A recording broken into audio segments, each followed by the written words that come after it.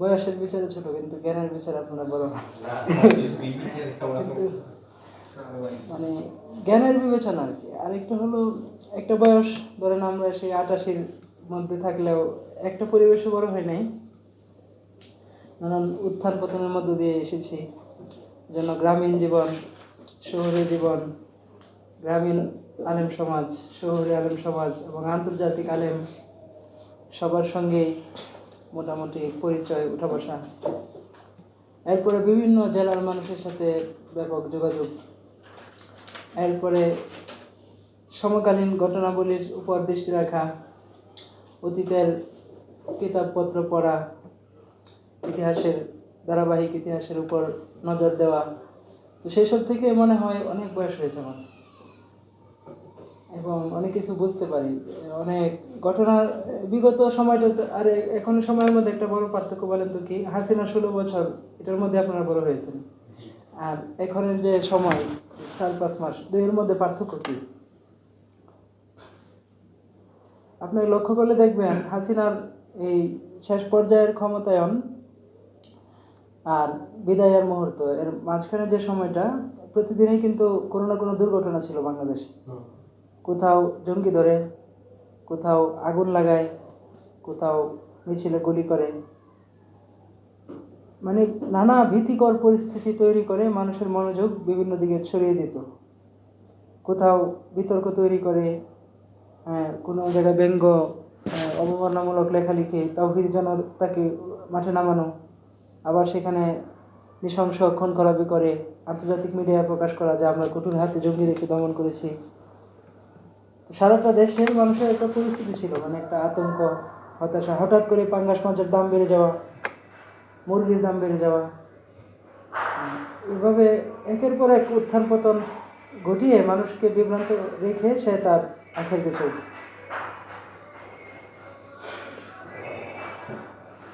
টাকা পয়সা লুট করেছে, পাচার করেছে। এখন কিন্তু কিছুই হচ্ছে না, মানে গেল কোথায় এত কিছু? যে রাসেল ভাইপার নাম ছিল মাঝখানে, এখন এই আতঙ্ক নাই কেন? হ্যাঁ, তো এখন মনে হচ্ছে কোনো ঘটনাই নাই বাংলাদেশে। আর ওই সময় মনে হতো প্রতিদিনই কিছু একটা হচ্ছে, মানে কি জানি হয়ে যাচ্ছে, গুলশানে আগুন লাগে। হ্যাঁ, মানে নতুন কিছু চমক ছিল। আরেকটা একটা মিথ্যা বলে আরেকটা মিথ্যা দিয়ে আরো 100টা মিথ্যা দিয়ে সেটাকে বিভ্রান্ত করতো।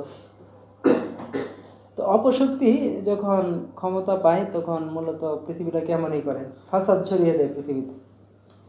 আপনারা আল কোরআনে যে ফেরাউনের চরিত্র, এটা মুসা আলাইহিস সালামের ঘটনা যতবার আসছে, ফেরাউনের ঘটনা তো ততবার, বরং ফেরাউনের বিবরণটা আরো বেশি আসছে আল কোরআনে।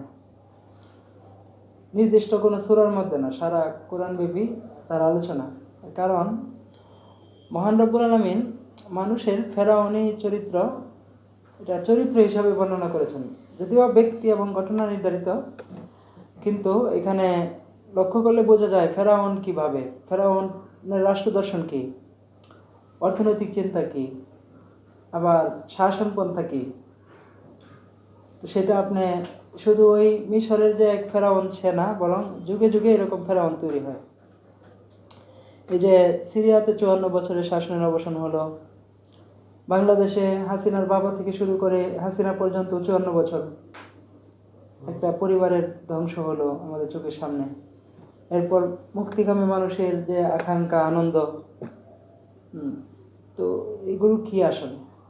তো ঘটমান বিষয়, কিন্তু আপনি অতীতের এই ফেরাউন, ওই সময় আপনি ছিলেন না, কিন্তু যদি কোরআন পড়েন তাহলে মিলাতে পারবেন এদের চরিত্রের মধ্যে, বক্তব্যের মধ্যে, বয়ানের মধ্যে, ভাষা চয়নের মধ্যে, শব্দ নির্বাচনের ক্ষেত্রে ওরা এক। ফেরাউন কিভাবে কি বলতো? আমি হাসিনার প্রত্যেকটা কথা এবং রাজনীতির মধ্যে ফেরাউনকে দেখেছি। ফেরাউনকে দেখেছি, মানে একটা নারী ফেরাউন আর কি। এমন বিভৎস নারী পৃথিবীর ইতিহাসে আর হয় নাই। কারণ বাশার আল আসাদ বা তার পিতা হাফিজ আল আসাদ বা এই ধরনের আরো যারা আছে, গাদ্দাফি টাদ্দাফি, এগুলো তো পুরুষ সম্প্রদায়।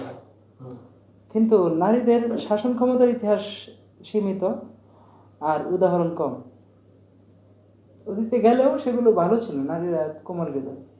কিন্তু এই যে এক নারী বাংলাদেশে, এটা সারা পৃথিবীতে মানে তার তুলনা নাই। সে এমন হলো কেন? তাকে কে বানালো এরকম? তো এই ইন্ডিয়া, ভারত ট্রেনিং দিয়ে তাকে এরকম করেছে। আবার রক্তের মধ্যেও ওই সমস্যা ছিল। আবু সুফিয়ান কাফেরদের একটা লিডার ছিল না? পরে ইসলাম গ্রহণ করেছে, বন্ধু সাহাবী। লিডার ছিল, ব্যবসায়ী ছিল, আন্তর্জাতিক কূটনীতিক ছিল। তার স্ত্রী হিন্দা, সেও কিন্তু রাজনৈতিক বংশের লোক ছিল। আবু জাহেলের কিছু লাগে মনে হয় না, বন্টন। তো সেই হিন্দা হিংস্র ছিল, আবার কূটনীতিক ছিল। কিন্তু হিন্দাকে তো আর ক্ষমতায়ন করার সুযোগ ছিল না, হাসিনার যেমন সুযোগ হয়েছে। এরকম নারীদের ইতিহাস বিভিন্ন ক্ষেত্রে থাকে, কিন্তু ক্ষমতায় বসে এগুলো করা এর উদাহরণ কম। তো আপনি ইতিহাস তো জানতে হবে। আপনি যদি ইতিহাস না জানেন, তাহলে আপনি বর্তমানে কি করতে হবে এটা বুঝতে পারবেন না। কি করতে যাচ্ছে এটা আপনি প্রথমে ধরতে পারবেন না। যেমন বিগত 10 বছর ধরে আমি হাসিনার বিষয়ে লিখি। আর আগে তো ছাত্র ছিলাম, তো অত বিষয় করতে পারতাম না, ডায়েরিতে লিখতাম। কিন্তু সামাজিক মাধ্যম বা অন্যান্য জায়গায় হাসিনার আমলের প্রত্যেকটা বিষয়ের উপর আমি কমেন্ট করেছি। যখন যেভাবে পারছি, কখনো তার দু এক শব্দ দিয়ে প্রশংসাও করছি, করে মানে পরে আচ্ছা মতো দিছি। নিজের নিরাপত্তা দরকার আছে না, এই সময় তো কেউ কারো না এরকম। দেখেন এই শাহবাগে হলো ওই নাস্তিকগুলোকে দু একটাকে মেরে ফেললো যারা, তারা জাতীয় বীর, দারুণ সংকটের সময় ভালো ভূমিকা রাখছে। কিন্তু হেফাজতের ডাকে লক্ষ লক্ষ মানুষ আসলো, সেই হেফাজত কি ওদের পক্ষে দু একটা কথা বলছিল, বিবৃতি দিয়েছিল? দেয় নাই। তাহলে কি এগুলো? না, আমার একটা ভাইকে হাসিনা তার রাজনৈতিক খায়েশ পূরণ করতে গিয়ে জঙ্গি বানালো, আর আমরা মুসলিম মুসলমানের পক্ষে কথা বলার জন্য প্ল্যাটফর্ম বানাইছি, এখানে তাদের পক্ষে আমি কথা বললাম না। এটার কারণ হলো ইতিহাস জ্ঞান কম, রাজনৈতিক সচেতনতা নাই। তো আমাদের আলেমদের মধ্যে এটা একটা সমস্যা। যদিও এই দেওবন্দি মাদ্রাসা বা কামি মাদ্রাসাগুলো রাজনৈতিক সচেতনতা থেকেই তৈরি, এবং রাজনৈতিকভাবে স্বাধীনতা আন্দোলনকে সফল করার জন্য এই মাদ্রাসাগুলোর শিক্ষা কার্যক্রম শুরু হয়েছিল। কিন্তু বর্তমানে এই উলামা সমাজ রাজনীতি নিয়ে পড়াশোনা না করার কারণে, ইতিহাস না পড়ার কারণে তাদের মধ্যে প্রজ্ঞার প্রকাশ কম হয়। এদেশে ইতিহাস সচেতন আলেম খুব কম। একজন ছিলেন মৌলানা মহিউদ্দিন খান রহমতুল্লাহ। তাদের কাজের বিচক্ষণতা বেশি ছিল। তো ইতিহাস যদি না জানে মুসলিম, না জানে আলেম, তাহলে সেই আলেম সেই মুসলিম সঠিক ভূমিকা সঠিক সময়ে পালন করতে পারে না। ইতিহাস বিষয়ে সবচেয়ে অজ্ঞ কোন দল বাংলাদেশে? বিএনপি। এই একটা দল মানে যারা সবার পরে বোঝে, বুঝছেন? কিন্তু সংখ্যায় মানে গোকুলে বাড়িয়েছে তারা। হ্যাঁ, গোকুল মানে কি?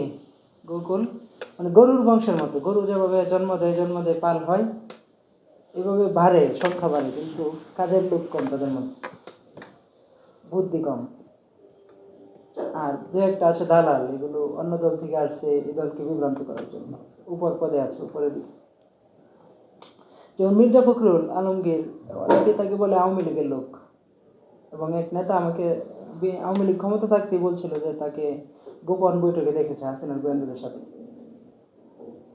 আওয়ামী লীগের কেনা লোক সে। বাস্তবেই হতে পারে, অসম্ভব না।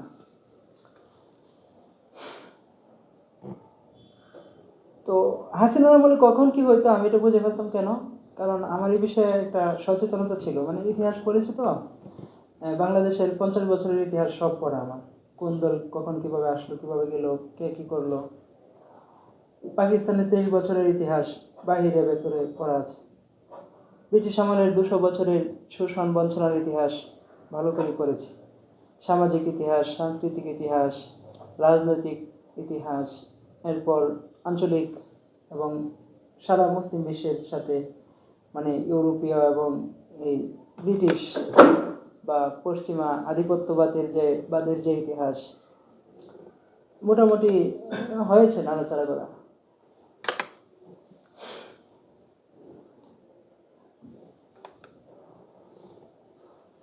আমেরিকা কেমন দেশ? আমেরিকার একটা ইমেজ তৈরি করে আমাদের দেশের দালাল বুদ্ধিজীবীরা যে উদারনৈতিক দেশ, উদার, মানবতাবাদী, গণতন্ত্রের দেশ, তারা গণতন্ত্র চায়, উদারতা চায়, তাই না? কিন্তু আমেরিকান একজন লেখক বাংলাদেশ নিয়ে বই লিখেছে। ওই বইটা লেখার জন্য সে 40 বছর বাংলাদেশে থেকেছে, অনেক সময়, প্রতি বছরই 3 মাস 4 মাস সময় কাটাচ্ছে বাংলাদেশে। সে কৌতূহল নিয়ে এমনভাবে বাংলাদেশের পরতে পরতে ঢুকেছে যেটা আমরা বাংলাদেশে জন্মগ্রহণ করেও ঢুকিনি। এটা হলো এমন যে আপনি বিদেশিকে বাংলা শেখাবেন, তাহলে তাকে বাংলা শেখাতে হলে A to Z শেখাতে হলে কত কিছু তাকে লিখে দিবেন, সে পড়বে, শিখবে। আর আমরা যেহেতু জন্মগত বাঙালি, আমরা তো এত কিছু লাগবে না আমাদের। তো সে নিয়মতান্ত্রিকভাবে বাংলাদেশকে জানার জন্য বারবার ঢুকেছে এখানের বিশ্ববিদ্যালয়, মসজিদ, মাদ্রাসা, গ্রামের মানুষ, শহরের মানুষ, সব জায়গায় সে রাত যাপন করে, খেয়ে, একসাথে বাস করে সে বুঝেছে। সে তার বই লেখার ভূমিকায় লিখেছে যে এই বই কেন লিখলাম, লেখার কারণ মূলত আমেরিকা যে স্বাধীন হলো ব্রিটিশের হাত থেকে, এটার পিছনে অবদান ছিল বাংলাদেশের। বুঝছেন? ব্রিটিশরা যখন দেখলো যে আমেরিকা, বিশাল আমেরিকা থেকেও তাদের যে পরিমাণ আয় আসে, এই খাজনা টাজনা আদায় করে যা আসে, সেটা অতি কম বাংলাদেশ থেকে। শুধু বাংলাদেশ থেকে যা যায় তার চাইতে 100 ভাগেরও 1 ভাগ না। তখন তারা ইচ্ছা করেই ওইদিকে মনোযোগ বাদ দেওয়ার জন্য এটা ছেড়ে দেয় আর বাংলাদেশকে আঁকড়ে ধরে। তাহলে বাংলাদেশের সম্পদের বিনিময়ে আমেরিকা স্বাধীন হয়েছে। এই তথ্যটা ওই লোক যখন পড়লো, তখনই তার এই দেশ সম্পর্কে আগ্রহ জাগলো, আর সেই দেশে তখন স্বপ্ন দেখলো যে এই দেশের পরিচয় আমি তুলে ধরব। তখন সে আসা যাওয়া শুরু করলো। তার এই বই বাংলায় অনুবাদ হয়েছে, বাংলাদেশ জলে যার প্রতিবিম্ব। জেমস টু নোভাক, লেখকের নাম কি? জেমস টু নোভাক। আপনি অবাক হবেন, উনি এই দেশের সমাজ চরিত্রকে খুব ভালোভাবে বোঝার চেষ্টা করেছে এবং এমন সব কথা বলেছে যেটা আমরাও বলি না, এবং আমাদের বুদ্ধিজীবীরা তো বলেই না। আমাদের বুদ্ধিজীবীরা এদেশে জন্ম হলেও দেশকে ভালোবাসা নাই, অন্তর থেকে দেশকে উপলব্ধিও করে না, মানুষের মনকে বুঝতে চায় না। বাঙালি মুসলমানের মন নিয়ে বই লিখেছে আহমদ ছফা, কিন্তু সে কি বাঙালি মুসলমানের মন বুঝেছে? তারা একটা বুঝে, বামপন্থী, কমিউনিজম, এরা কারা? এ তো ইহুদিবাদেরই একটা শাখা। বাকি বাঙালি যে কমিউনিস্ট বানিজম, এটা ইহুদিবাদ হয়ে হিন্দুত্বকে ধারণ করেছে। যে কারণে আপনারা দেখবেন এরা হিন্দুদের প্রতি সহনশীল, হিন্দুত্ব কালচারকে শ্রেষ্ঠ মনে করে, ইসলামী কালচারকে পদদলিত করে। এটার মূল কারণ এন রায়, কলিকাতার যে সুবিয়তের যে বড় স্থপতির একজন ছিল, এন রায়, বাঙালি হিন্দু, সে কলিকাতায় এসে কমিউনিজম প্রচার করেছে।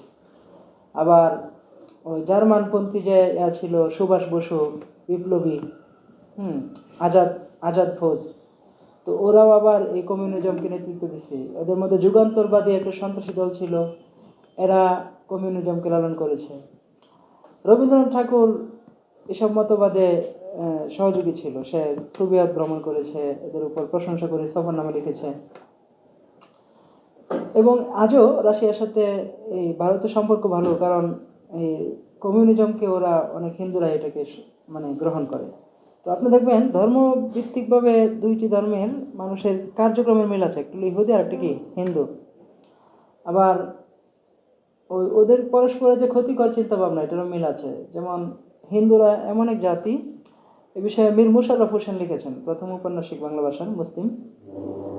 তিনি জমিদার ছিলেন, হিন্দুদের সাথে খুব সম্পর্ক ছিল এক সময়। তো তিনি লিখেছেন যে হিন্দুরা এমন জাতি যে পাত্রে খায় ওই পাত্র ফুটো করে, ঠিক ইহুদিরা। আর অন্য লেখকরা মনে করেন পৃথিবীতে জঘন্য মনের দুইটা জাতি আছে, একটা হলো হিন্দু আর একটা ইহুদি। ওদিকে যারা আশ্রয় দিবে শেষে তাদেরকে তারা শেষ করবে, ধ্বংস করবে। তো কমিউনিজমের প্রতিষ্ঠাতা কে? কার্ল মার্কস একজন ইহুদি রাব্বির সন্তান, ইহুদি পাদ্রী বা পণ্ডিত, তাদের সন্তান, এই কালচারের মানুষ। তার কিতাব, বই ডাচ ক্যাপিটাল, সেটাই হচ্ছে কমিউনিজমের আদর্শের সংবিধান, এবং এটাই তাদের ধর্মগ্রন্থ মনে করা হয়। তো দুইটা তো পশ্চিমা শক্তি। আপনি গণতান্ত্রিক সিস্টেম বলেন বা পুঁজিবাদী সিস্টেম যেটা ক্যাপিটালিজম, বা সোশ্যালিজম, সমাজতন্ত্র বলেন, দুইটা ইউরোপের মতবাদ না? খ্রিস্টান বা ইহুদিদের মধ্যে থেকে আসছে। একটা পশ্চিম অঞ্চল আর একটা পূর্ব ইউরোপ। দুই জায়গায় দুইটা জন্মাইছে এবং এগুলো ব্লক হিসাবে পৃথিবীকে ভাগ করে ফেলেছে। তো এখানে মুসলমানের কি আছে? ক্যাপিটালিজমের কাছে কি মুসলমানের অর্থনীতি, সমাজ, দর্শন, চিন্তা ভাবনা আছে? বা এদের মধ্যে আছে? রুশপন্থীদের মধ্যে আছে? নাই। চীনা কমিউনিজম আর রুশ বা সোভিয়েত কমিউনিজমের মধ্যে কিন্তু পার্থক্য আছে। এবং চীনারা সবসময় বলতো তারা আধিপত্যবাদী না, অর্থাৎ সাম্রাজ্যবাদী চিন্তা নাই, তারা অন্যদের দখল করে না। এটা বলার একটাই কারণ ছিল, তারা সোভিয়েত থেকে বাঁচতে চেয়েছিল। কারণ সোভিয়েত যখন দেখলো চীনও কমিউনিস্ট, তারাও কমিউনিস্ট, তাহলে এরা ওদেরকে একসাথে করে ফেলবে, এটি স্বাভাবিক ছিল। মাঝখানে মুসলিম বিশ্বের অবস্থান, এটাকে তারা দখলের জন্যই তারা আফগানিস্তান দখল করে, এর আগে আরো 6টা মুসলিম দেশ দখল করে আফগানিস্তানে এসে বাধার শিকার হয়। প্ল্যান ছিল পাকিস্তান, পাকিস্তান হয়ে হিন্দুস্তান, তারপর চীন, সব তাদের। তো এই মতবাদ ঠিক নাই, 70 বছরের মধ্যেই ধ্বংস হয়ে যায় এবং তারা কমিউনিজম ছেড়ে আবার ক্যাপিটালিজমকে ধারণ করে। তাহলে লক্ষ লক্ষ মানুষকে হত্যা করলো, বাড়িঘর ধ্বংস করলো, মসজিদ ধ্বংস করলো, মাদ্রাসা ধ্বংস করলো। এত রক্তপাতের পর যে সাম্য, অধিকার এবং সবাইকে খাবার দিবে, এইসব কথাবার্তার ফলাফল কি হলো? জিরো, কিছুই না, কিছুই না। তাহলে আপনার পরীক্ষিত মতবাদ একটা, এটা ইসলাম, ইসলামী অর্থনীতি, ইসলামী জীবন দর্শন 1000 বছর ধরে মানুষকে দিয়ে গেছে, এটা পরীক্ষিত। এছাড়া আর যারা আছে সব দাপ্রবাজ। বিগত 300 বছর ধরে পশ্চিমারাই এপিট ওপিট করছে। ওদের মধ্যে পুঁজিবাদী ধারণা বা সমাজতান্ত্রিক ধারণা, যে ধারণা থেকেই তারা কাজ করুক, কোনোটাই মানুষকে শান্তি দেয় নাই। এবং পৃথিবীর স্থিতি, মর্যাদা, মানুষের জানমালের নিরাপত্তা, এটা হবে না। কারণ একটা মাত্র জীবন ব্যবস্থায় মানুষের নিরাপত্তা দেয়, এটা হলো ইসলাম, শরিয়া।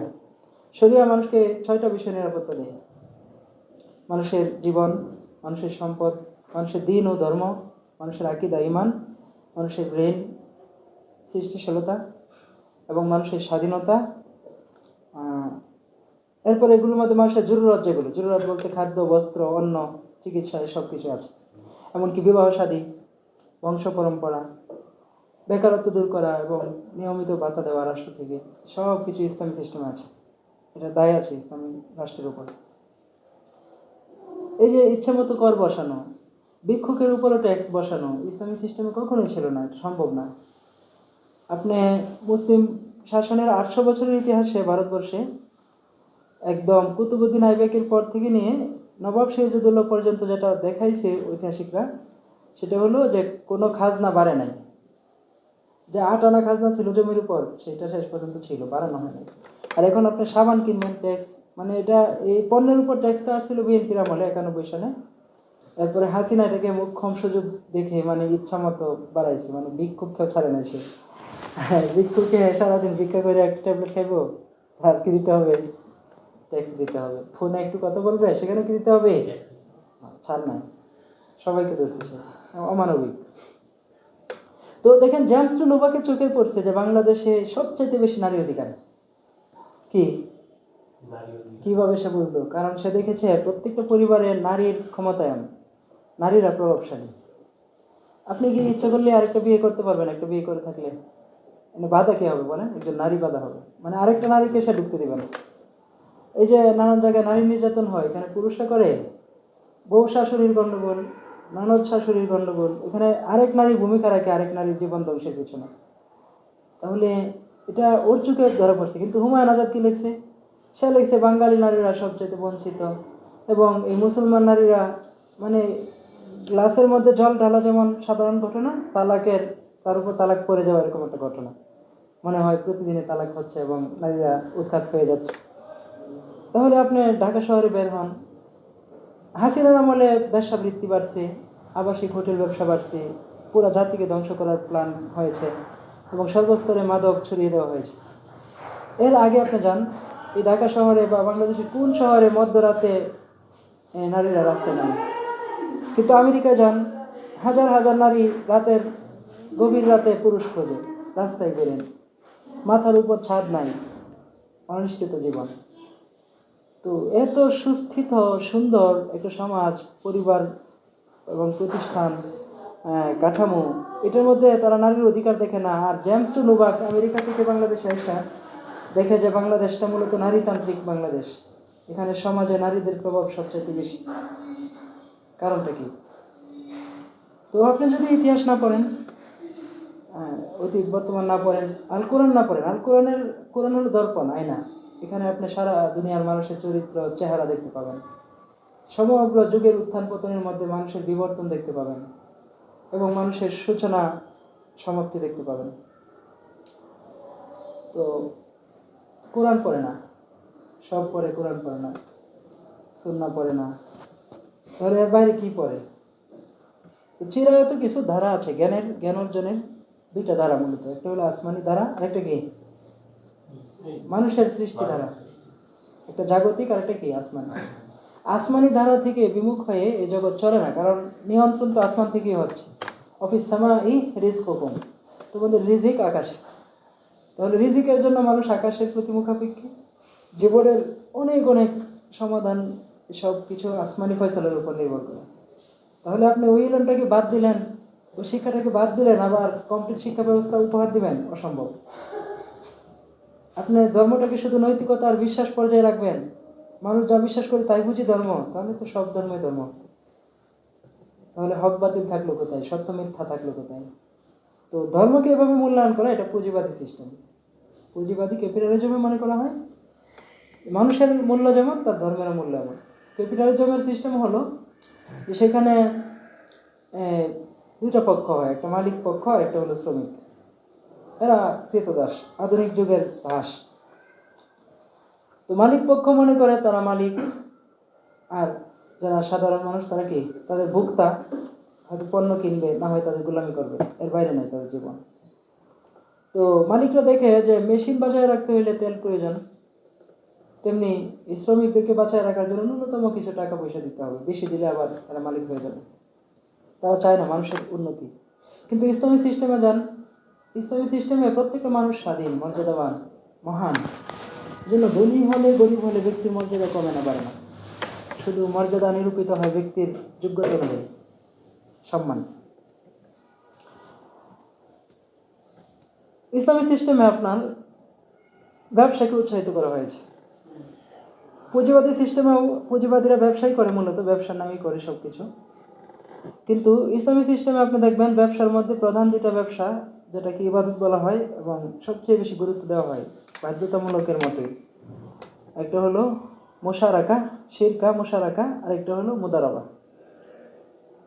আপনার টাকা নাই কিন্তু শ্রম দিতে পারবেন, আপনিও ব্যবসায়ী, আপনি ব্যবসা করতে পারেন নির্দ্বিধায়। ইসলাম এমন সমাজ তৈরি করে যেখানে আপনি টাকা পয়সা সব দিয়ে মানুষকে বিশ্বাস করতে পারেন। কারণ যখন একটা সমাজ সত্যিকারের মুসলিম শাসনের মধ্যে থাকে, তখন সমাজে মিথ্যা বলে লোক পাওয়া যায় না, ক্ষতিকর চিন্তা করে এরকম লোক খুঁজে পাওয়া যায় না। তা ওরাই ওদের বই লিখছে যে বাংলাদেশে ইংরেজরা আসার পরে মিথ্যা সাক্ষী খুঁজে বেড়াইছে, যে কাউকে মামলায় ফাঁসাবে, এখন একজন মিথ্যা সাক্ষী দরকার, টাকা দিছে তাও মানুষ মিথ্যা বলে নাই। মানে জেলার পর জেলা খুঁজে মিথ্যাবাদী লোক পায় না, তারা অবাক হয়ে গেছে। হ্যাঁ না, ইংরেজ আমলে 10 বছরের মধ্যে এই অবস্থার পরিবর্তন হয়ে গেছে, তারা এটাকে ধ্বংস করে ফেলেছে কালচার। তো ইসলামী সিস্টেমটা এমন, এখন আপনি শিরকত করেন, মুদারাবা করেন, আপনি পার্টনার, ব্যবসায়ী, এবং ব্যবসার অডেল সম্পত্তির মালিক হয়ে যাবেন, কেউ গরিব থাকবে না। ব্যবসার মালিক তো কোনো হিসাব নাই। দেখেন না, আজকে পুঁজিপতিরা ব্যবসা করার ফলেই তো সারা দুনিয়ার ব্যবসা উৎপাদন নিয়ন্ত্রণ করার কারণে বিশ্বের মধ্যে এত উত্থান পতন। সারা দুনিয়ার 90% সম্পদ 10% মানুষের দখলে, আর 10% সম্পত্তির উপর চলে 90% মানুষ। এত উত্থান পতন হবে কেমনে? ইসলামী সমাজে এমন কোনো ধারণাই নেই। আপনি যখন ব্যবসা করবেন, ব্যবসায়িক পার্টনার, তার কাছে আপনি মেয়ে বিয়ে দিবেন, বোন বিয়ে দিবেন, মর্যাদা লাগবে না, কিন্তু মালিক তার চাকরের কাছে দেয় পারে না আত্মীয় করতে। বিবি খাদিজা নবীজির কাছে বিয়ে করছে, তিনি তার ব্যবসায়িক পার্টনার, তিনি মাল দিয়েছেন, তিনি শ্রম দিয়েছেন। তো ইসলামী সিস্টেমে এই ধরনের মূল্যায়ন হয় আর কি, অর্থনৈতিকভাবে। তো আপনি যদি ইতিহাস না জানেন, আপনি কিভাবে সমস্যা সমাধান করবেন? তো একটা সমাজকে চিনতে হলেও আপনাকে ইতিহাসের আয়না দিয়ে দেখতে হবে, বাস্তবতা বুঝতে হবে। ইসলামী যে শাস্ত্রগুলো আছে, যেমন ইতিহাস, মুসলমানরা বস্তুনিষ্ঠ ইতিহাস লিখেছে এবং তাদেরই মানে প্রথম পশ্চিমা এবং এই মুসলিম জ্ঞান চর্চাকারী যারা তাদের মধ্যে মৌলিক নীতিগত কিছু পার্থক্য ছিল, সেটা বিজ্ঞান হোক বা মহাকাশ গবেষণা হোক বা ভূতত্ত্ব হোক বা ইসলামী শাস্ত্রীয় অন্যান্য বিষয় হোক। ইসলামী শাস্ত্রীয় বিষয় তো আর অন্যদের দখল নাই। সাধারণত এই মিশরীয় বিজ্ঞানী বা ভারতীয় দার্শনিক বা পশ্চিমা যদি কোনো গ্রিক সভ্যতায় কেউ থাকে দার্শনিক, তাদের থেকে আরব ওলামারা যেটা নিছে সেটা হলো তারা সবারটাই যাচাই করছে যে সৌরবিজ্ঞান সম্পর্কে ওরা কি বলছে, ওই সাগর মহাসাগর সম্পর্কে ওরা কি বলছে, ভূ প্রকৃতি সম্পর্কে কি বলছে, কৃষি বিষয়কে কি বলছে, সেটা তারা মানচিত্র বিষয়কে কি বলেছে, ক্যালেন্ডার বিষয়কে কি বলেছে। তো এইসব করতে গিয়া তারা তখন মানে ওদেরটাও পড়ছে, দেখছে, যাচাই করছে। তো সেখানে যাচাই করে যদি নির্ভরযোগ্য বিদ্যা ছিল সেটাকে তারা সনদ ভিত্তিক বর্ণনা করে দিচ্ছে যে অমুক হলেন এই কথার প্রবক্তা, উনি এটা বলছেন, এটা সঠিক, এভাবে লিখে নিচ্ছে, কৃতজ্ঞতা প্রকাশ করছে। কিন্তু পশ্চিমা জ্ঞানীদের সিস্টেম হলো দার্শনিকদের যে আগের জ্ঞানীকে তারা মানে স্বীকার করে না। এক তো তার কার থেকে নিছে এটা কখনোই বলে না যে এটা অমুকের, যে কারণে বহু বহু আবিষ্কার যেটা মুসলিম আলেম বিজ্ঞানীরা আবিষ্কার করছে তারা এটা নিজের নামে চালাই দিচ্ছে, এটা খেয়ানত। আর দ্বিতীয়ত তারা কৃতজ্ঞতা প্রকাশ করে না, বরং তারা নিজেকে বড় বানানোর জন্য আগের চিন্তাবিদদেরকে ছোট করে ভুল প্রমাণ করার চেষ্টা করে নিজেকে সঠিক বানানোর চেষ্টা করে। তো জ্ঞানের জায়গায় এই ধরনের অহংকার দাম্ভিকতা মুসলমানরা দেখায় না, এবং আগের জনকে ভুল প্রমাণ করে নিজেকে বড় বানাতে হবে এটাও তারা বিশ্বাস করে না। এই কারণে আপনারা দেখবেন যে অন্যরা যেসব কথা বলছে মুসলিম বিজ্ঞানীরা সেগুলো তাদের কিতাবে স্থান দিছে, কিন্তু সঠিক হলে নিছে, ভুল হইলে সেটা বলে দিছে, আবার রেফারেন্স আরোপ করেছে যে কে কার থেকে নেওয়া, আবার নিজের সঠিক বক্তব্য তারা উপস্থাপন করেছে। তো আপনি যদি মানে ইতিহাসের এই বিষয়গুলো না দেখেন তাহলে জীবনের সকল ক্ষেত্রে অসংখ্য তথ্য, এই তথ্যগুলোর ক্ষেত্রে বিভ্রান্ত হবেন। যেমন তথ্য নিয়ে আয় যে তথ্য সন্ত্রাস আছে, মানে ওরা বলতেছে তথ্যভিত্তিক কথা বলে, জ্ঞান ভিত্তিক কথা। জ্ঞান কি জিনিস, তথ্য কি জিনিস? পশ্চিমাদের কাছে তথ্য এক জিনিস, আমাদের কাছে আরেক জিনিস। জ্ঞান এক জিনিস, আমাদের কাছে আরেক জিনিস। ইতিহাস ওদের কাছে এক জিনিস, আমাদের কাছে এক জিনিস। এই যে ইতিহাসের বিকৃতি, বিজেপি মানে ইতিহাস বিকৃতিকারী দল, ইহুদি ইসরায়েলি মানে কি ইতিহাস বিকৃতিকারী দল, আমেরিকা মানেই যেখানে সে আধিপত্য শেখর গাড়ে, আধিপত্যের শেখর গাড়ে, সেখানে গিয়ে দেখবেন ওই দেশের ইতিহাস পাল্টানোর চেষ্টা করে।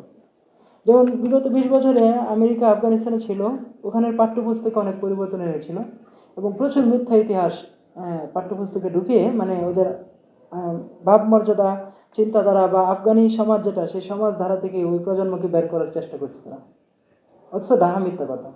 কারণ ইতিহাসের কিছু বাস্তবতা হইলেও মানুষ রক্তের মধ্যে অবচেতনভাবে ধারণ করে। ইতিহাসে কিছু বাস্তবতা কিভাবে ধারণ করে, মানে বোঝাও না যে এটা তার ইতিহাস, কিন্তু তার রক্তের মধ্যে আছে।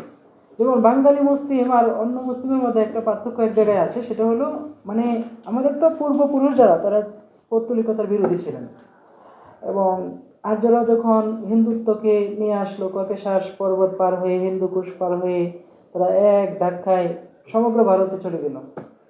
তারা দক্ষিণ থেকে উত্তর ভারত দখল করলো, কিন্তু বাংলাদেশে ঢুকতে পারে না। বাংলাদেশে একটা জাতি ছিল, এরা নূহ নবীর পঞ্চম বংশধর, এরা মুওয়াহহিদ ছিল, তাওহীদবাদী, এবং এখানে একটা প্রাকৃতিক বেষ্টনী ছিল, পাহাড় ছিল, জঙ্গল ছিল, এরপরে ছিল সমুদ্র। সমুদ্র পথে তাদের অনেক যুদ্ধ জাহাজ ছিল, প্রস্তুতি ছিল, আবার চতুর্দিকে প্রস্তুতি। এরা ছিল দ্রাবিড় জাতি। এরা মূলত এই ব্রহ্মপুত্র নদের তীরবর্তী জনপদে এরা নিজেরা বিকশিত হয়। ঠিক 1000 মাইল পশ্চিমে সিন্ধু নদ আছে একটা, এটা ভারতের প্রবেশ মুখ। ওই সিন্ধু নদের তীরবর্তী মুসলমানরা দ্রাবিড়। এই জন্য মানে এই 200 বছরের নিষ্পেষণের পরে, নির্যাতনের পরে কিন্তু এই 1000 মাইল ব্যবধান সত্ত্বেও দুই জাতিকে একসাথে করে রাষ্ট্র বানানো হয়েছিল, এই ঐতিহাসিক মিলের কারণে। এসব জানে না আমাদের পণ্ডিতরা, এবং এগুলো বোঝে না বলে বোঝে না যে এই রাষ্ট্রের কি যুক্তি ছিল। আমার কথা দীর্ঘ হয়ে যাচ্ছে। আচ্ছা আচ্ছা, শেষ করে দিচ্ছি। তো একটা মিল আছে, কিন্তু তারপরেও এখানে হিন্দুত্ব বা শিরিক কিভাবে ঢুকলো? আর যারা ঢোকার চেষ্টা করেছে বাংলাদেশে, কিন্তু ঢুকতে পারে নাই, বাধাগ্রস্ত হয়েছে। প্রথম দিকে তো এদেশে এরা আসলে এদেশের মানুষ ওদেরকে কুকুর লেলায় দিত। ওরা যদি এই যে গলায় এই বেদ পুস্তক ঝুলাইয়া সাধু সন্তু ভাব নিয়ে ঢুকতো, তখন এদেরকে কুকুর লেলায় দিত। আর যুদ্ধ করতে আসলে তো উপায় ছিল না, মানে মাইরিয়া কাটটা বাসায় দিবে এরকম। তো এই বাংলাদেশের ঢোকার সাহস পায় না। তো নানা কৌশলে ভারত দখলের 600 বছর পরে তারা বাংলার জনপদে ঢুকছে, এবং এখানে আসার পরে তারা নানা ছলে বলে কৌশলে এখানে যে বৌদ্ধ সমাজ ছিল ওদের সাথে খাতির করেছে। এক পর্যায়ে ওদেরকে মেয়ে দিছে, মেয়ে দিয়া আত্মীয় করে ওদের সাথে উঠা বসা। এরপরে এক পর্যায়ে এরা মানে বৌদ্ধদেরকে সিঁড়িকে আক্রান্ত করে নিজেরা ওদের সমাজকে কলুষিত করে নিজেরা ক্ষমতায় আসে। এটাকে বলে ব্রাহ্মণ্যবাদ। এবং তখন এই ব্রাহ্মণরা এই আইন জারি করে যে তুমি যদি তোমার নিজ হাতে 14 জন বৌদ্ধকে হত্যা না করো তাহলে তোমার 14 পুরুষ নরকে যাবে। এভাবে খুন, হত্যা আর নৃশংসতায় পুরা হিন্দু সমাজকে তারা লেলায় দেয়। এবং এটা আশ্চর্য ঘটনা যে বাংলাদেশে শতকরা 95% বৌদ্ধ ছিল। সেন আমল বা হিন্দু শাসনের 75 বছরের মধ্যে তাদের এক ভাগও ছিল না, মানে তারা নিঃশেষ হয়ে গেছে। তাদের বড় বড় বিশ্ববিদ্যালয় মাটির নিচে হারিয়ে গেছে, তাদের সমস্ত মন্দির ভেঙে চুরমার করা হয়েছে। এটাই ব্রাহ্মণরা করে, হিন্দুরা করে নৃশংসতা। তারপর 75 বছর পরে আর তারা থাকতে পারে না। বৌদ্ধরা 400 বছর শাসন করেছে, ব্রাহ্মণরা 75 বছর শাসনের পরেই বখতিয়ার খিলজির আগমন হয়। মোহাম্মদ বিন ইখতিয়ার উদ্দিন বখতিয়ার খিলজি তিনি আসলেন, তার সেনাবাহিনী তার পিছেই ছিল। তিনি মাত্র 17 জন নিয়ে সামনে চলে আসছেন, কিন্তু রাজা লক্ষণ সেনের কোনো সাহস ছিল না যে তাদের সামনে দাঁড়াবে। কারণ এদেশের জনগণ, প্রত্যেকটা জনগণ চাইছিল ইসলামী শাসন, মুসলমানরা আসুক, এখানে শান্তি প্রতিষ্ঠিত হোক। তো মুসলমানরা এখানে লুট করতে আসে নাই, খুনের দরিয়া বইয়ে এখানে ক্ষমতায় বসে নাই। তারা এসেই এখানে আইন শৃঙ্খলা প্রতিষ্ঠা করছে, ইনসাফ প্রতিষ্ঠা করেছে। সমগ্র ভারতে একই অবস্থা হয়েছে। তাহলে ইতিহাসের এই দিকগুলো আমাদের জানতে হবে। ব্রাহ্মণরা এখানে কিভাবে আসলো? আবার আপনি দেখেন, মুসলমানের বাংলাদেশে বখতিয়ার খিলজির পর থেকে নিয়ে 1757 পর্যন্ত, 1204 থেকে একটানা ইসলামী শাসন, সুলতানি আমল, মুঘল আমল, নবাবী আমল, এসব মিলে। এরপরে কিভাবে তারা পল্টি নিল এবং এই মুসলমানের ঘরে খেয়ে প্রতিষ্ঠিত হয়ে কিভাবে ব্রিটিশদেরকে আনলো। ব্রিটিশরা তো এসেছিল ব্যবসা বাণিজ্য করতে, কিন্তু ওদের সাথে কত রকম লিয়াজু করে, দেন দরবার করে। মীর জাফর, ও তো মুসলিম নামের কলঙ্ক। ও তো মীর জাফরের বউ ছিল 60টা। কয়টা? 60টা। এর মধ্যে আপনার বেশিরভাগ ছিল হিন্দু। মীর জাফর যখন মারা যায় তখন মৃত্যুর পূর্বে হিন্দুরা একটা বিশেষ দেবী আছে, পা ধুয়ে পানি খায়। মীর জাফরকে ওই পানিও পান করানো হয়েছে, সে অস্বীকার করে নাই। তো কাফির বোঝাই যায়। তো কোত্থেকে কই চলে যাইতেছি, বলেন শেষ পয়েন্টটা কি ছিল? ব্রাহ্মণদের ইতিহাস জানতে হবে। না না, এর আগে দুটা দল ছিল, ব্রাহ্মণ আর একটা হলো যে বুদ্ধ। পাকিস্তান গঠনের ইতিহাস বলতে। হ্যাঁ, দুই দেশের এই যে সাংস্কৃতিক মিল, তো এখানে শিরিক কিভাবে আসলো? তো ঠিক মানে আর্যরা এই দেশে আসার পরে 600 বছর পরে তারা এইভাবে কূট কৌশল করে বাংলাদেশে শিরিক ঢুকাইছে। বৌদ্ধরা কিন্তু এই শিরিক টিরিক বুঝতো না, ওরা ওদের ধর্মে ঈশ্বর সম্পর্কে কোনো ধারণা ছিল না। বৌদ্ধকে জিজ্ঞেস করা হয়েছিল ঈশ্বর কে আছেন, তিনি উত্তর দেন নাই। আবার তিনি নাই, সে বলছে নাই কি বলা হয়েছে, পরে বলছে ঈশ্বর কি নাই, আছে কি বলা হয়েছে। এই ধরনের উল্টাপাল্টা উত্তর দিচ্ছে। বোঝা যায় মানে তার ধারণা ঈশ্বর নামে কেউ কিছু ছিল না, কিন্তু সে হিন্দু ধর্মের ওই নৃশংসতার মোকাবেলায় সে একটা শান্তির বাণী প্রচার করেছিল, এই জন্য মানুষ তাকে গ্রহণ করেছিল। তো এখন আপনি এই যে ইতিহাসের এই সত্যগুলো যদি বলে যান, কত ইতিহাস ঢুকে গেছে এখানে। এই যে ভামগুলো, এগুলো কি? এগুলো ইহুদি দ্বারা আক্রান্ত, হিন্দুত্ব দ্বারা প্রভাবিত। এরা মুসলিমদের কখনোই ভালোবাসে না।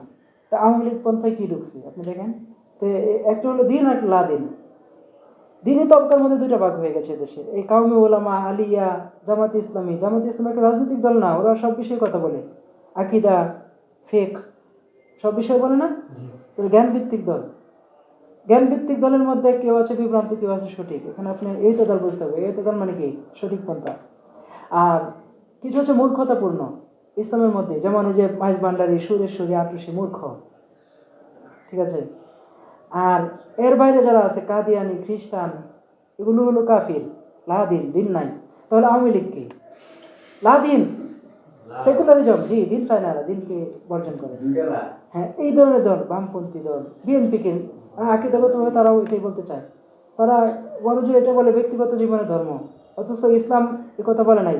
তাহলে ইসলামকে তারা নিজের মতো করে বলতেছে, তাহলে ধর্ম নিয়ে তাদের নিজস্ব ভাবনা, এটা ইসলাম না। বিদাত, বিদাতের প্রথম প্রয়োগ হয় আকীদার উপর, আর দ্বিতীয় প্রয়োগ হয় আমলের উপর। এই যে মিলাদ কিয়াম এগুলি পরে, কিন্তু আগে হলো আকিদাতে। আকিদার বিচারে বিদাতি দল বের করলে অতীতে ছিল মুতাজিলি, খারিজি, বর্তমানে আওয়ামী লীগ, বিএনপি, এগুলি একটাও বাঁচবে না, একটাও বাঁচবে না ধরবে। হ্যাঁ, তো এখন যে কঠিন বাস্তবতার মধ্যে আপনাকে ইসলাম বুঝতে হবে। ইসলাম বুঝতে হলে আপনাকে ওই ইতিহাসের বিষয়গুলো পড়তে হবে। এখন এই বিষয়ে অনেক বই পুস্তক আছে। আল্লামা ইবনে কাসির পৃথিবীর শুরু থেকে শেষ ইতিহাস লিখেছেন। তার কিতাবের নাম হইল আল বিদায়া ওয়ান নিহায়া, শুরু শেষ সব লিখে ফেলছে। এরপরে বিশ্ব ইতিহাস আছে, বিশ্ব রাজনীতির ইতিহাস আছে, অর্থনৈতিক ইতিহাস আছে, শিক্ষা ব্যবস্থার ইতিহাস আছে, সাংস্কৃতিক দ্বারায়। বলেন তো বাংলাদেশের শরবত আনলো কেনা? শরবত যে খান, এটা কে দিল আপনাদেরকে? মোগলাই খান, বিরিয়ানি খান, এইসব কার খাবার? কালচারাল ভাবে এগুলি মুসলিমদের আনা। পোশাক আনলো কে ভারতবর্ষে? মুসলিমরা। মুসলিমরাই কাপড়ের ব্যবসা করতো, দর্জি শিল্প মুসলমানদের হাতে। হিন্দু ধর্মে কোনো পোশাক নাই। এই জন্য ওরা যখন পূজা করে তখন এই প্যান্ট খুলে ফেলে, পাঞ্জাবি খুলে ফেলে, খুললে লিংটি পরিয়া উলঙ্গ হয়ে পূজা করে। কারণ ধর্মীয় পোশাক নাই, দেবীকে খুশি করতে হলে ধর্মীয় পোশাক পরতে হবে, এই জন্য লিংটি পরে। রবীন্দ্রনাথ ঠাকুর সারা জীবন জুব্বা পরছেন, বলতেন মুসলমানের পোশাক, এটি সুন্দর। আবার তার সময় অন্য অন্য হিন্দু ভদ্রলোকরা কোট শোট এগুলো পরে করছে, আগে জুব্বা পরতো। ফরাসি বিজ্ঞানীরা জুব্বা পরতো, পাগড়ি পরতো, কারণ মুসলমানরা বিজ্ঞানীরা ছিল তাদের উস্তাদের পোশাক তারা পরতো। তো সমাজ সভ্যতার পরিবর্তনের সাথে সাথে পোশাকটাও পরিবর্তন হয়ে গেছে। হিন্দু মহিলারা 100% পর্দা করতো। এটাকে এই মৌলবাদ, রক্ষণশীলতা বলা হতো না, বরং কুলীনতা বলা হতো। রবীন্দ্রনাথ ঠাকুরের মাকে গঙ্গা স্নানের জন্য নিয়ে আসা হয়েছিল, কিন্তু তিনি পালকি থেকে নামেন নাই, পর্দা নষ্ট হবে, এই জন্য পালকি সহ তাকে চুবাইয়া নিয়ে যাওয়া হয়েছে। অথচ রবীন্দ্রনাথ ঠাকুরের বাবা ভালো কোনো ব্রাহ্মণ ছিল না, তারা ছিল মেছেদের ব্রাহ্মণ। কাদের মেছে? মানে কি, যারা জেলেদের ব্রাহ্মণ, মানে মাছ ধরে খায়, হিন্দু সমাজের নিম্ন শ্রেণীর যে মানুষ, এদের ব্রাহ্মণ ছিল তার বাবা, এবং এদের মাধ্যমে ঠাকুর পরিবার গড়ে ওঠে। কিন্তু ইংরেজদের সেবা করার মাধ্যমে তারা আর্থিকভাবে দ্রুত প্রতিষ্ঠা পায়। তো আপনি যদি ইতিহাস না জানেন, কিভাবে বুঝেন? লালমরিচ আনলো কেটা বাংলাদেশে? বিস্কিট আনলো কে? আনারস আনলো কে? পর্তুগিজ। অথচ লালমরিচ বাংলাদেশের সৃষ্টি না, ফসল না, এটা আমেরিকান, ক্ষতিকর। বাঙালিরা জাল খাইতো না? প্রশ্ন তো হয় যে তাহলে বিরিয়ানি খাইতো কেমনে, তরকারি খাইতো কেমনে? জাল লাগে না? জাল তো একটা স্বাদ। তো এই জাল সৃষ্টির জন্য বাঙালিরা আদা, গোলমরিচ এগুলো ব্যবহার করতো। আর আদা, গোলমরিচ এটা খুবই উন্নত মানের মশলা, আর এটা খেলে স্বাস্থ্যের যে সমস্যা এটা হয় না। লালমরিচ তো স্বাস্থ্যগত ঝুঁকির বড় কারণ। বাংলাদেশের মানুষের স্বাস্থ্য সমস্যার একটা প্রধান রোগের উপাদান কি? লালমরিচ। কিন্তু খায়, অনেকে খায়, কৃষকরা খায়। যেমন কৃষকরা তামাক খায়, বিড়ি খায় ঠেলায় বইরা, তেমনি কি খায়? লালমরিচ। তো এখন আপনি দেখেন এই সমাজটা কত উন্নত ছিল। তো মুসলিম আমলে আমাদের সমাজ কত উন্নত ছিল আর্থিকভাবে, খাদ্য পোশাকের ক্ষেত্রে, সব ক্ষেত্রে। এটা আপনি অবাক হয়ে যাবেন। তারা পোশাক পরতো মুসলিম পোশাক, খাবার কিন্তু সবচেয়ে উৎকৃষ্ট, লেখাপড়া করতে সবচেয়ে উন্নত।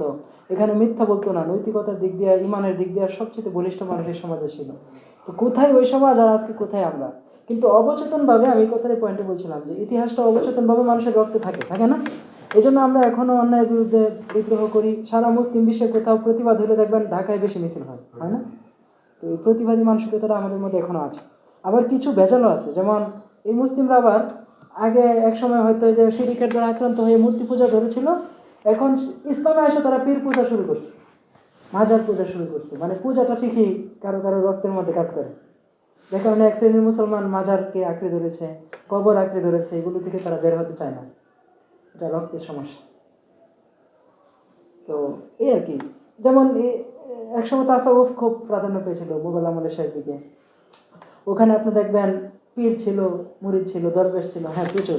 আবার হিন্দুদের মধ্যে এই মুসলমানদের দ্বারা প্রভাবিত হয়ে পীর প্রথা চালু হয়েছিল। এখানে যুগী আর শিষ্য, যুগী আর কি শিষ্য। আবার শিষ্যকে বোঝার জন্য যুগীর শিষ্য, এই জন্য মাথার মধ্যখানে মানে এই চান্দি করতে, এরা মাঝখানে চুল ফেলে দিত। তো এইগুলো দেখে বোঝা যেত যে তার শিষ্য। তো তো কত রকমের কত কি আছে, এটা আপনি যদি ইতিহাস না জানেন তাহলে কালচারাল, সাংস্কৃতিক এবং রাজনৈতিক অনেক বিষয় ধরতে পারবেন না। এই জন্য আপনাকে একজন সচেতন মুসলিম হিসাবে বা আলেম হিসাবে এই বিষয়েও জানতে হবে। তাহলে কোনো বুদ্ধিজীবী, কোনো স্যার, কোনো ওস্তাদ আপনাকে বিভ্রান্ত করতে সাহস পাবে না। আপনি দু একটা প্রশ্ন করলে সে পালাবে। তো আল্লাহ তালা আমাদেরকে বেশি বেশি জানবার, বুঝবার, আমল করে তৌফিক দান করেন।